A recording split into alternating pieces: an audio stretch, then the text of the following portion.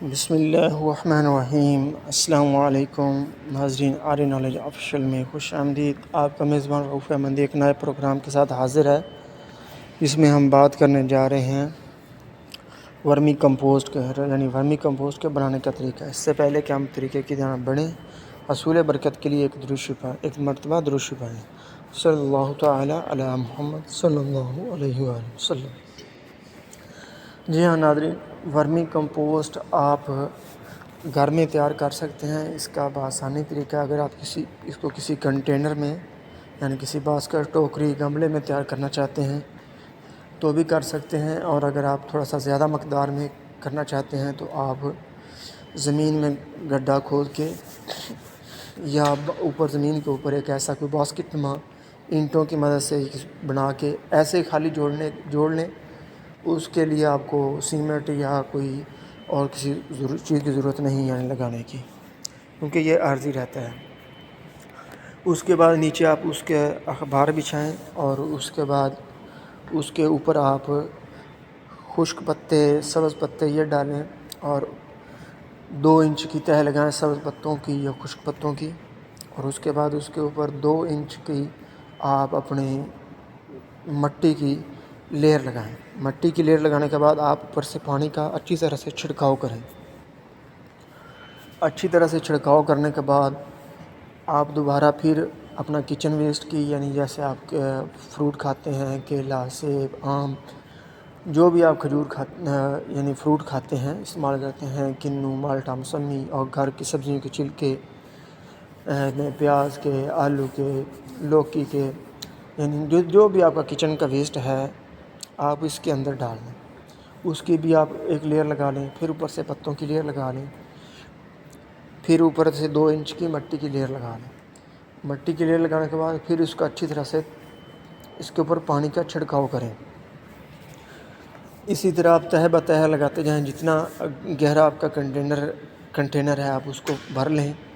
اسی طرح اگر آپ کسی کنٹینر چھوٹے میں کر رہے ہیں، تھوڑی مقدار میں بنا رہے ہیں، اس کا بھی یہ طریقہ کار یہی ہے کہ اسی طرح آپ نے لیئر سے لیئر اوپر لگاتے جانا ہے، اور آخر میں جب آپ اوپر سے پہنچیں گے تو آپ اس کے اوپر پانی کا چھڑکاؤ کرنے، مٹی کی ہلکی سی لیئر لگانے کے بعد اوپر پانی کا چھڑکاؤ کرنے کے بعد آپ نے کینچوا، یہ آپ نے خرید لینا ہے، خریدنا ہو اگر فری میں لینا ہے، اگر کہیں نہ ملے تو ہمارے گارڈن سے آپ لے سکتے ہیں۔ میں خود اپنے گارڈن میں خود پورے گارڈن کو ورمی کمپوسٹ کے لیے تیار کر لیا ہے۔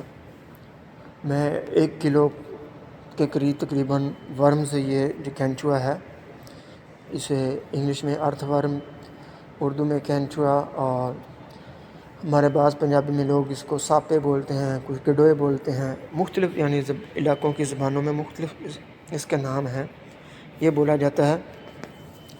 یہ میں نے ایک نہری کھال جو تھی جہاں سے پانی ہم گزارتے ہیں آبپاشی کے لیے، اس میں سے میں نے نکال کے 1 کلو کے قریب لا کے چھوڑے تھے، اور الحمدللہ اب میرے کھیت میں یہ ہزاروں کی تعداد میں ہے، ٹھیک ہے۔ اور یقین مانیں، مجھے 3.5 سال ہو گیا ہے، میں نے نہ اپنے باغ میں ڈی اے پی ڈالی ہے، نہ پوٹاش کی کوئی بوری اب ڈالی ہے، نہ کوئی یوریا کی بوری ڈالی ہے۔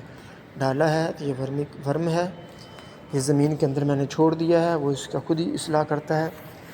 ڈالتا ہوں تو آرگینک میٹر، گوبر والی کھاد، اور درختوں کے جو پتے ہیں وہ ڈالتا ہوں، اور باہر سے دوسرے کھیتوں سے گھاس جو ہوتی ہے اس کو میں کاٹتا ہوں۔ کاٹنے کے بعد اس کو باغ کے اندر نیچے اس کی وہ میلچنگ کے لیے ڈال دیتا ہے، میلچنگ کر دیتا ہے، جس سے ہمارے باغ کے جو پودے ہیں وہ ان کی نمی بھی مناسب رہتی ہے، یعنی دیر تک وتر بھی رہتا ہے، اور پانی بھی ہمیں کم لگانا پڑتا ہے، اور جو کینچو کی ہے اس کی خوراک وہ بھی بن جاتی ہے، اور کینچو میری زمین کی زرخیزی کو بڑھا رہا ہے، اور الحمدللہ ہر سال بہت اچھی پیداوار آ رہی ہے۔ تو یہ آپ وہاں سے آپ لے لیں، اب کام نہیں ہوتے۔ اللہ نے اس کے اندر ایسا نظام رکھا ہے کینچوے کے اندر کہ یہ 1 سے 2 میں ہو جاتے ہیں، یعنی اس کا نہ میل اور فیمیل نہیں ہے، ایک ہی میں سب کچھ سسٹم ہے کہ اس میں سے نائب ایک ہی آگے بچہ دینا شروع کر دیتا ہے. آپ چاہیں گے کہ اس کو جتنا جلدی بنانا چاہیں تو آپ اس میں کینچوے کی مقدار زیادہ رکھیں گے، اور اگر تھوڑا سا ٹائم لے گا، شروع میں آپ کے پاس کینچوا کم ہوگا تو تھوڑا ہوگا تو تھوڑا سا ٹائم زیادہ لے گا، لیکن بعد میں آپ کے پاس کینچوا خود کا اتنا بڑھ جائے گا کہ آپ ایک ہفتے میں ہی اپنا ورمی کمپوسٹ تیار کر لیا کریں گے.